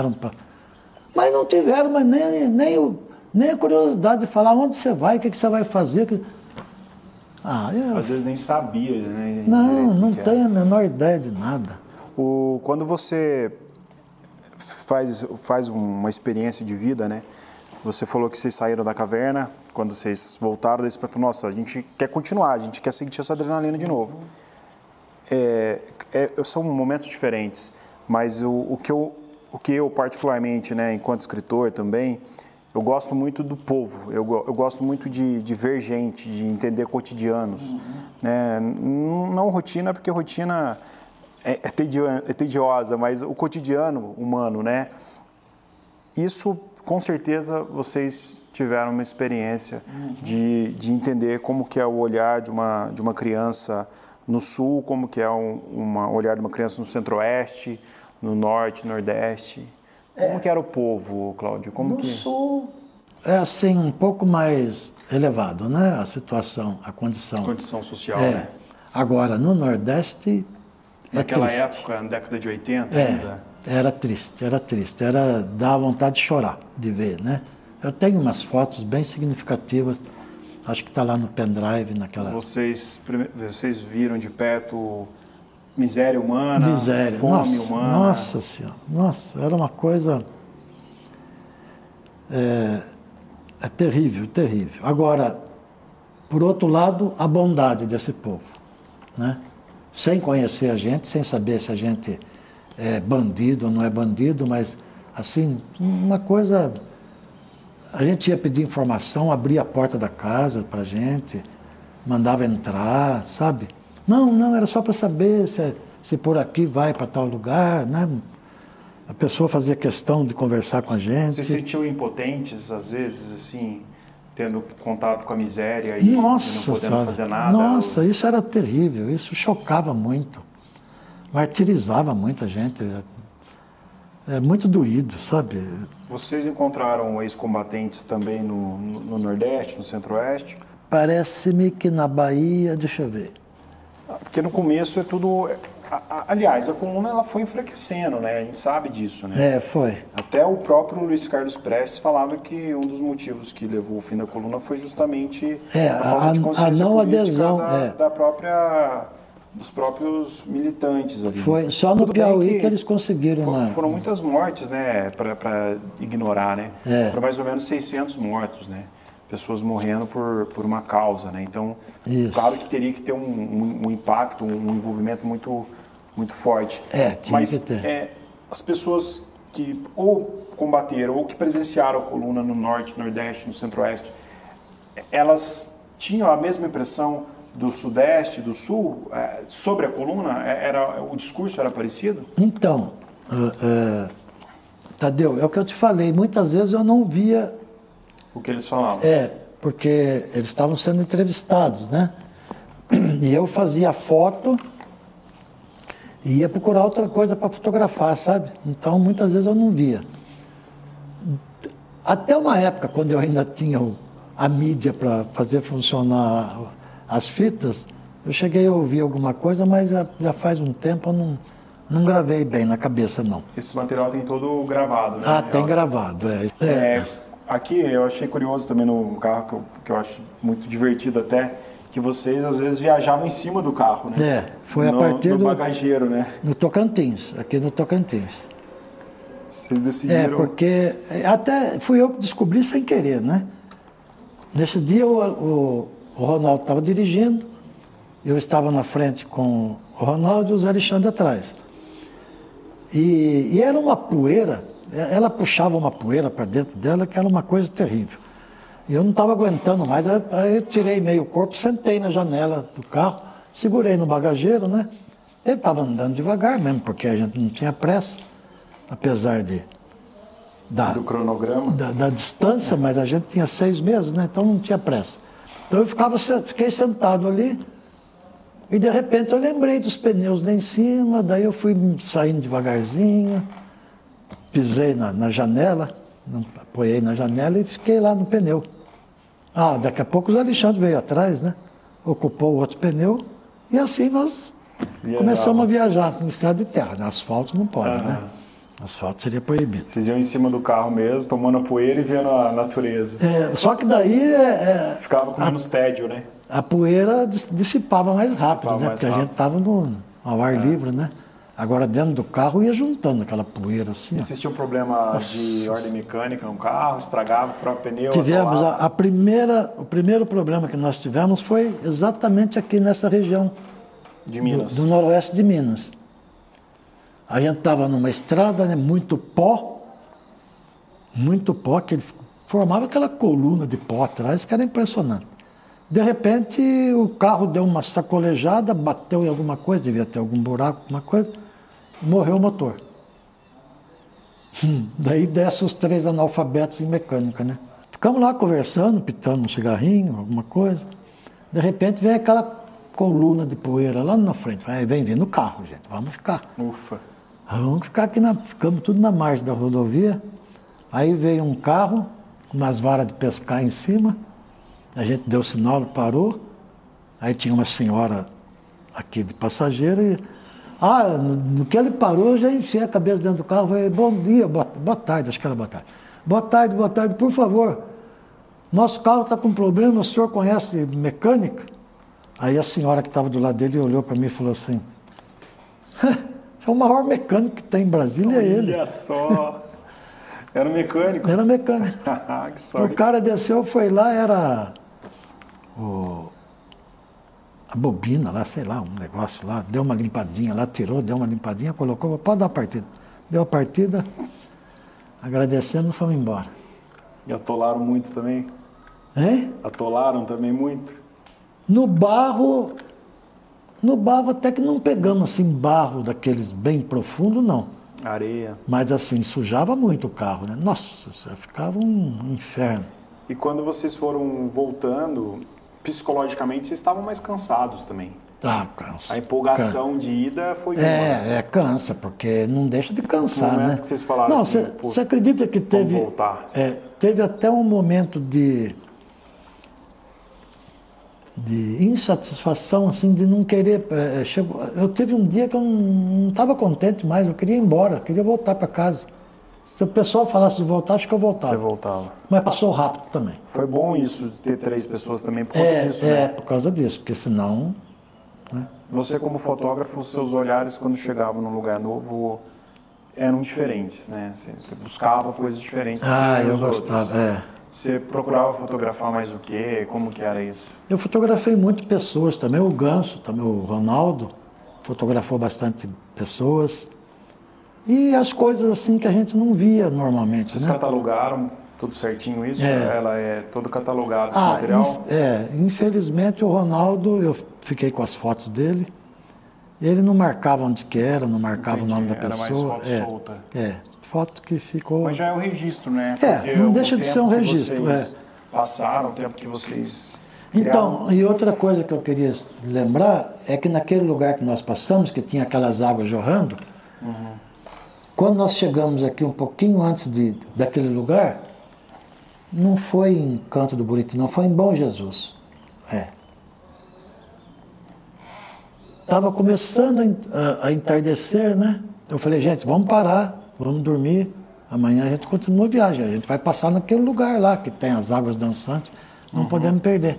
Aí, um vira para o outro e fala assim, vamos seguir direto. Eu falei, gente, viajar à noite, não enxerga nada, não vê nada, vamos perder coisas importantes. Aí a norma da expedição era o seguinte, quando houvesse dúvida, votação. Eram 3, né? Nunca ia empatar, né? Daí eles votaram, os 2 votaram a favor de dormir, eu tive que dormir. Aí perdemos. Porque não tem o que fazer Passamos também, né? nessa região à noite, não vimos nada. Não viram nada. Porque Eu ainda tenho alguma foto. Vocês estando com o pessoal, né? Estando em mais gente, a democracia tem que imperar ali também. Tá certo, mas, puxa vida, era um lugar imperdível. Vocês tiveram uma cobertura legal da imprensa, né? Aqui no Tivemos, vocês bastante. Colocaram, até a Renata Ciribelli acompanhou. A gente Bastante. tem também... De jornais nós temos Na muito. revista Manchete, uma matéria super ampla. Revista no exterior também, a Avenimente. Avenimente, italiana, que fez uma matéria incrível com vocês também. E isso, de certa forma, é legal esse reconhecimento, porque sim, essa matéria, principalmente da Manchete, que é muito completa, né? Tem foto com vocês com o Luiz Carlos Prestes, os lugares maravilhosos aqui, Chapada Diamantina. Não, são lugares maravilhosos mesmo, assim, que fica incrível poder ter isso em mãos, assim, né? Ainda mais com essa cobertura internacional que teve, Rede Globo e tal. Como que foi, assim, vocês, quando vocês estavam voltando, vocês, de certa forma, apesar da viagem interior ser muito grande, mas também vocês voltam com um ímpeto de contar histórias, né, muito grande também, né? Falar com a imprensa, contar para o pessoal, para os familiares e tal. Isso eu acho que também deve ser uma coisa... Até hoje sempre tem muita gente que se interessa pela expedição. Tem muita gente que procura, que vem atrás, sabe? Agora, os jornais, infelizmente, aconteceu o seguinte, cada cidade que a gente parava, a gente ia ver o jornal. E saía, conseguia muitas vezes Jornal da Tarde com coisas sobre nós. Mas o Zé Alexandre recortava aquela parte e colocava um plástico grudento nela, sabe? E com o tempo ela foi dissolvendo. A cola ali a cola vai enrugando. Quando vocês começam a partir para o final, né? Quando vocês começam a voltar aqui, que aí é onde para, né, a coluna, que é em São Matias, na São Bolívia, Matias, né? Como que foi a saída para São Matias? Porque vocês romperam a fronteira também aqui, né? Além da Argentina e do Paraguai. Como é que foi? Então, aqui em Cáceres, um pouquinho para frente de Cáceres, Cáceres. tinha um destacamento do Exército, nós paramos lá. E o pessoal nos recebeu muito bem e tal. E daí eles falaram, onde vocês estão indo? Nós vamos para São Matias, nós temos que fazer um trabalho lá, vamos dormir lá. Daí ele virou para nós e falou, daqui vocês não saem. O Exército Brasileiro. O Exército Brasileiro. Falou, não. Esse lugar é terrível, é um tráfico intenso de drogas aqui. Era perigoso. É muito perigoso, é muito perigoso. Se vocês falarem que vão lá fazer o que vocês têm que fazer, que é uma coisinha rápida, e voltar, eu libero vocês. Se for para vocês dormir, vocês não vão, não. Vocês estão aqui dentro da minha área, eu me considero responsável pela vida de vocês. Eu não vou deixar vocês ir. Ele autorizou desde que a gente voltasse. Você tinha planejado dormir lá. A gente ia dormir. Mas depois também que nós chegamos lá, a gente viu que não... E só estava cheio de soldados. Lá vocês conseguiram... Então, conseguimos achar uma senhora que pulou carnaval junto com os homens da Coluna Presta. Lá na Bolívia? Que é a Júlia Dru. A Júlia Dru. E aí, o que ela conta? E ela contou lá, que ela dançou com o soldado Ayada, que fez uma festa danada, que foi muito bom. Ela tem também gravado a história dela. E da volta da Bolívia, vocês já vieram direto para a cidade? Da volta nós viemos para conhecer esse pedacinho aqui, a rodovia Transpantaneira, de Poconé, Pantanal. Lá no Pantanal. Aí chegamos lá no final da estrada, né, que ele acaba num rio, tem um hotel, nossa senhora, um hotel, coisa mais linda do mundo. Chegamos lá, não tinha condição. Nem que se a gente dormir na casinha do cachorro, se não faz mais barato. Não, o valor que deram para nós era absurdo, absurdo. Aí tentamos de todo jeito convencer o cara. Não tinha. Por mais barato que ele deixava, era muito caro para nós. Aí ainda acabou tendo um problema o nosso carro de embreagem, porque tem 126 pontes nesse pedacinho aqui, ó. 126 pontes? De madeira, passando tudo em cima daquelas lagoas, cheio de jacaré assim, ó, fervendo. Os jacaré só olhando para cima e rezando para gente cair na água. Né? E aquelas pontes que mal conservadas. E o carro nosso é carro de 2 toneladas de peso. E arranjando tudo aquilo, eu falei, meu Deus do céu. Nós vamos acabar sendo comida de jacaré. No finalzinho. Aí de tanto troca de marcha, estragou a embreagem. Por sorte, tinha um cara lá fazendo entrega, um motorista de caminhão. O Zé Alexandre deitou embaixo do carro e ele foi ensinando o Zé Alexandre como é que arrumava. Arrumou a embreagem. Como a gente não podia dormir lá, que era muito caro, eu falei, vamos voltar, né? Vamos ter que voltar. Aí o caminhão foi na frente e nós fomos atrás. Qualquer coisa era dar um sinal de luz, que ele era a nossa garantia. E aí vocês voltaram fazendo ainda o trajeto? Voltamos, dessa vez nós fomos parar em Cuiabá. Aí eu tinha uma tia morando lá na época, um tio, uma tia, fui lá na casa deles. Eles falaram para mim, traz os seus colegas aqui. Eu falei, já falei para eles, eles não querem vir, não querem sair do hotel. Ué, o que eu posso fazer? Não posso trazer eles amarrados. Daí eu fiquei lá com meus tios, eles não quiseram ir. Depois daí viemos seguindo aqui, ó, Rondonópolis, Mineiros, Rio Verde, Uberlândia, Belo Horizonte, Monte Sião. E aí chegaram. E quando vocês chegaram? Daí já tinha o pessoal esperando lá na chegada. Foi uma festa, nossa senhora. Alívio? E o Ronaldo e o Alexandre, ficaram quantos dias sem conversar depois?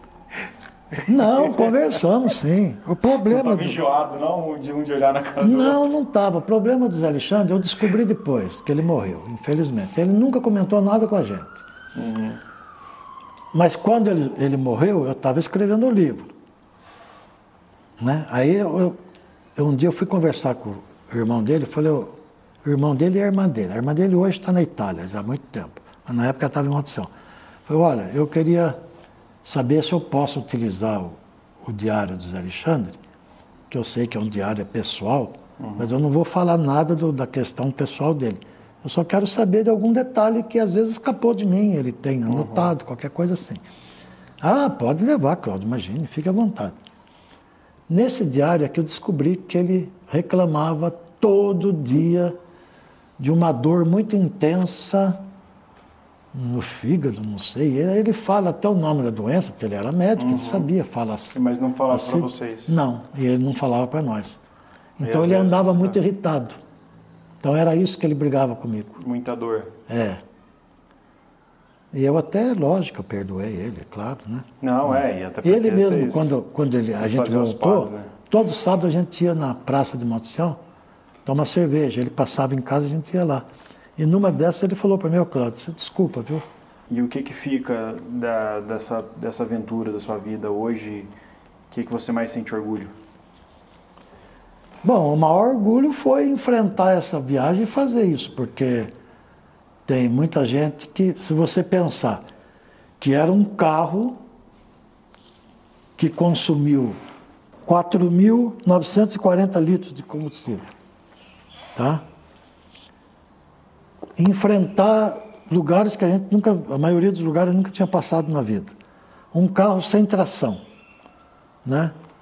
E a gente tinha um patrocínio do Café Montição, mas era insuficiente. Se fosse para a gente pagar o hotel, cada lugar que ficasse, por mais simples que fosse o hotel, pagar comida e tudo, a gente não ia conseguir fazer. Não. É que muita coisa foi a prefeitura que ajudou muito. Então o orgulho foi ter conseguido. Conseguido fazer porque, nossa, em Montição muita gente apostava lá que 10 dias depois a gente estava de volta. E quando vocês voltaram, não ficou com aquela coceirinha de voltar a fazer outra expedição, fazer outra coisa? Eu andei... teve um grupinho de jovens em Montição que estavam querendo refazer essa garagem. Eles conversaram muito sobre isso, e gente rica, sabe? Pai rico. Caminhonete ali é o que não faltava. Mas aí eles conversaram e no fim não foram, acho que afinaram. Falaram, puta merda, enfrentar 25 mil quilômetros. E quando você chegou em Montição, você conseguia se perguntar se você faria de novo esse caminho? Olha, fazer de novo até dá vontade, porque hoje você tem uns carros melhores, você tem um GPS, né, que você vai tranquilo, né? Tem máquina digital. A única coisa que eu queria que tivesse na época era a máquina digital. Porque quantas fotos eu deixei de tirar de medo que acabasse o slide? Quantas fotos eu deixei de tirar? Que judiação. Porque na máquina digital você tira à vontade, né? Mas, ao mesmo tempo, Tadeu, completando a sua pergunta, em outras épocas, depois da expedição, eu tinha um amigo, falei, tinha porque ele morreu também. Todo mais jovem que eu está morrendo. Falei que eu não estou com raiva de ter envelhecido, não, porque todos os amigos meus mais jovens estão morrendo. Estão morrendo, tá bom, né? Então, ele era juiz em Campo Grande. E ele me convidava para ir lá. Bastava ele ligar, eu pegava um ônibus e ia para lá. Um padrão de vida muito bom, juiz de direito. Ele fez concurso no Mato Grosso do Sul, porque era o lugar que melhor paga juiz de direito é Mato Grosso do Sul. Uma bela de uma casa, um lugar maravilhoso. Ele tem a terra no Pantanal também, a gente ia muito lá. E numa dessas viagens, um amigo meu foi junto. E nós paramos numa cidadezinha chamada Antônio João, tem aqui no livro. E ficamos lá, de tardezinha, e aí eu comecei a lembrar da expedição, porque na expedição nós passávamos muito nessas cidades pequenininhas, e ia almoçar praticamente, ou jantar praticamente na casa da pessoa. Que as pessoas faziam comida para vender. E era comida caseira, uma delícia. Bem simples, né? Mas era caseira e barato. Nossa, mas aquilo me deu uma saudade, mas uma dor de pensar que os Alexandre já tinham morrido. O Ganso não.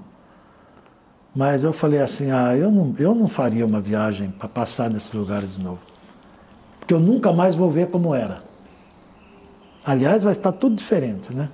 Vai estar tudo assim, mais evoluída, mais movimento de carro, mais problemas. Na época nós não tivemos problema nenhum com nada. Eu acho que a gente, né, nós mais jovens, a gente tem que agradecer o fato de você ser fotógrafo, porque você conseguiu fazer registro disso. O fato de você ter conseguido contar essa história, né, num livro, dos três, o único que conseguiu, né, escrever o livro. E mais do que isso, contar um pouco da história do Brasil, porque por mais que tenha sido 60 anos depois da coluna, já é mais de 30 anos dos nossos dias hoje. 34 então, agora. De certa forma, você entender o Brasil de 80 anos, entender o Brasil da década de 20, entender o Brasil de 22, eles falam que a história é cíclica, né? Que ela não é linear. Pois é. E a gente consegue entender onde estão as misérias, onde estão as pobrezas, onde está o povo e o que a gente pode fazer de diferente. E é corajoso, por mais que vocês tenham feito uma aventura de jovem, então é corajoso no sentido de registro, no sentido de ouvir essas pessoas que lutaram na coluna, de ouvir combatentes, e eu acho que esse material fica impagável, assim. E eu falando no nome do Rabiscos agora, eu fico muito feliz de colocar isso também na história do Rabiscos, né? Essa história, né, que a gente optou por fazer por vídeo também, porque como a gente vai mostrar bastante coisa, o China, o Castor, que estão por trás da câmera aqui, que já me ajudou pra caramba, eles estão sempre comigo, que fazem um trabalho incrível de edição. O pessoal do museu aqui de Poços de Caldas, a gente fala aqui da sede do Rabiscos, né? A Marina, que está aí na direção, que é uma pessoa incrível, que também não negou esforços aqui para ceder o espaço para a gente, que a gente está gravando um lugar maravilhoso, um dia maravilhoso. Nossa né? Senhora, muito bonito aqui, né? Então, assim, a gente fica muito feliz por isso, assim, Cláudio. Eu gosto muito de poder contar histórias legais, e você está contando uma história muito bonita pra gente. Então, e você é um complemento nosso, porque... Imagina. Cláudio, para a gente fechar, alguma coisa que ficou faltando falar, alguma coisa que te marcou que não foi dito, que você gostaria de dizer? Tudo marcou profundamente, né? É que o tempo, já 34 anos passados, né? Então vai amaciando um pouquinho, né? Mas tive muita saudade, sim. Nossa Senhora. Os momentos que passamos. A coragem, porque realmente foi coragem de você enfrentar tudo gente estranho, né? Apesar das boas recepções que nós tivemos, às vezes inesquecíveis, né? Tentei entrar em contato com o prefeito de Descanso, entrei em contato com a secretária, não dele, né? Porque parece que ele já morreu. Mas a secretária se entusiasmou muito, eu mandei um livro para ela, ela disse que o prefeito atual está fazendo um memorial da coluna Prestes lá. Olha só que interessante. E que ela vai me convidar para ir lá. Convidar para ir. Na época, se você quiser ir ficou coisa aí no caminho, né? Ficou. E com certeza vocês também marcaram muita gente, muito lugar que vocês passaram também. Com certeza. Tem uma passagem também que eu falo que esse foi um erro, assim... Acontece, né? A gente não quer que aconteça isso. Nós estávamos em uma cidade... não vou lembrar agora. Bom, mas uma cidade. Nós paramos num posto de gasolina para dar uma lavada na caminhonete, porque estava uma sujeira que não tinha Cristo que aguentasse. E do lado tinha um predinho assim, e uma senhora na janela. E de vez em quando ela olhava para a gente. Daí a pouco ela desceu e foi lá perguntar: o que é esse carro aí escrito, essas coisas, não sei o quê. Daí eu expliquei para ela e dei uns postais de Monte Sião para ela. Nossa, ela ficou tão feliz, falou: a hora que vocês terminarem de limpar o carro, vocês não querem ir em casa? Eu moro ali, ó, só subir a escada, vocês vão tomar um café lá. Falei, ah, vamos sim, claro, com certeza. Aí acabamos de arrumar o carro, subimos as escadas já, seguindo o cheiro do café, né? Aquele cheiro característico, maravilhoso.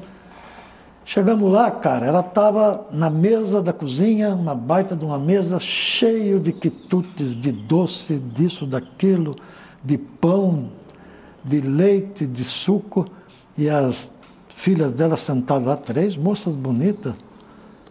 Aí sentamos e começaram a perguntar de tudo para nós. Cara, eu esqueci de tirar uma fotografia dela, esqueci de pegar o endereço dela, esqueci de pegar o telefone dela, não marquei no diário, o Zé Alexandre, porque cada um tinha o seu diário. Além do diário da expedição, cada um tinha o seu diário. O diário da expedição ficava uma semana a cargo de cada um. Ia revezando. Consultei o diário do Zé Alexandre, não tem o nome dela. Consultei o diário do Ronaldo, não tem o nome dela. E o endereço e nada. Falei, putz, já pensou mandar um livro para ela? Faria, capaz de eu ir até lá, levar pessoalmente para ela. Fica na lembrança. Puxa vida, que coisa, viu? Também a gente não... Faz parte.